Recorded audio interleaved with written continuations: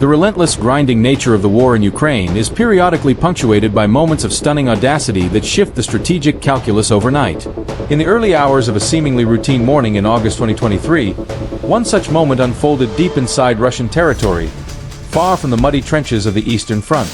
In a brazen display of precision and reach, Ukrainian drones slipped through the night sky to strike the very heart of Russia's air defense network, the 4th Guards Air and Air Defense Forces Army's base near Novorossiysk on the Black Sea coast.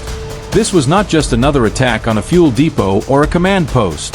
This was a surgical strike on a $500 million S-400 Triumph and S-300 air defense system, one of the most advanced and feared weapons in Russia's arsenal, designed specifically to prevent such an attack from ever happening.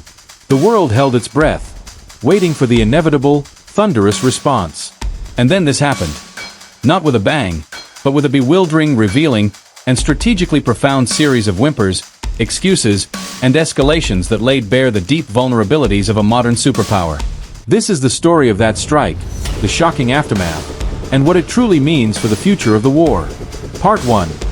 The target, the impenetrable shield. To understand the magnitude of the strike, one must first understand the target.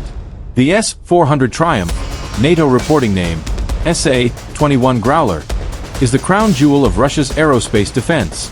Touted as the best air defense system in the world, it is designed to create an impenetrable bubble, a no-fly zone, capable of engaging and destroying everything from enemy aircraft and drones to ballistic and cruise missiles at ranges of up to 400 kilometers. For Russia, the S-400 is more than a weapon. It is a symbol of national prestige, a key export commodity to allies like Turkey and India, and the foundational layer of its strategic deterrence. Stationing these systems in Crimea and along the Black Sea coast was meant to achieve several objectives. Create a bastion in the Black Sea, to protect the Russian Black Sea Fleet headquarters in Sevastopol, the critical Kerch Bridge, and naval assets from Ukrainian air and missile attacks. Deny Ukrainian airspace, to make large swathes of southern Ukraine uninhabitable for the Ukrainian Air Force, effectively grounding their aircraft and making close air support extremely risky. Project Power, to serve as a constant reminder to NATO that its surveillance aircraft and assets were being tracked and targeted, limiting their operational freedom. The base near Novorossiysk was a linchpin in this strategy. It was situated safely beyond the range of most known Ukrainian weapons, or so the Russian High Command believed. It was a fortress designed to protect other fortresses. The idea that the protector itself could be so vulnerable was, in Russian military doctrine, unthinkable. Part 2. The Strike, a masterclass in asymmetric warfare. In the dead of night, the silence was broken not by the roar of jet engines, but by the faint, persistent buzz of unmanned aerial vehicles.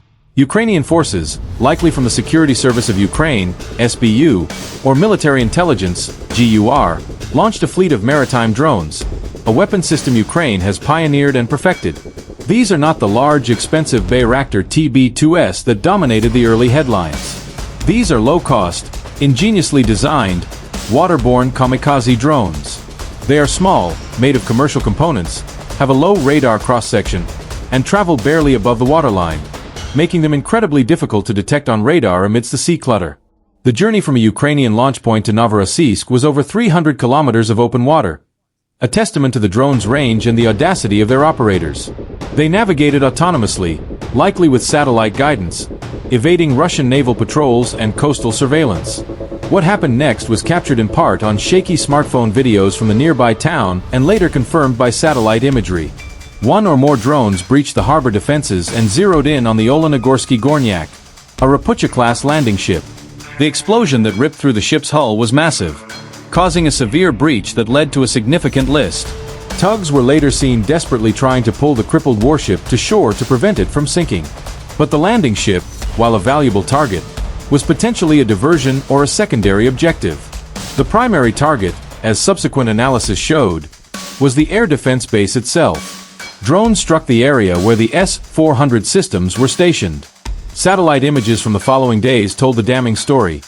Scorch marks on the ground, damaged support vehicles, and most critically, the distinct launchers of the S-400 system visibly absent from their usual positions. The evidence strongly suggested that at least one S-400 unit, worth tens of millions of dollars, was completely destroyed, and others were likely damaged. Ukraine had not tried to beat the Russian air defense system.